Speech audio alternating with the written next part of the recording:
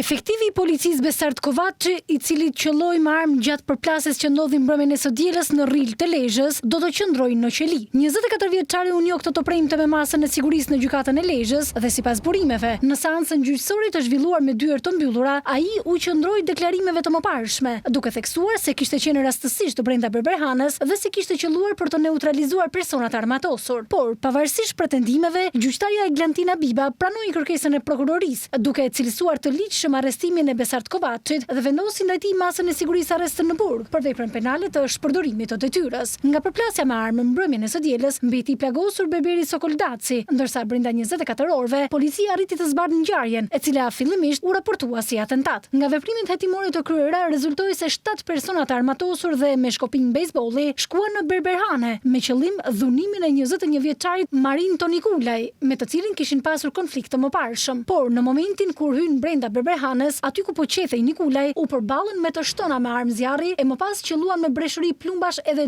2 prej autorëve. Në lidhje me ngjarjen, policia shpalli në kërkim 4 persona, ndërsa 3 të tjerë nuk janë arritur të identifikohen ende.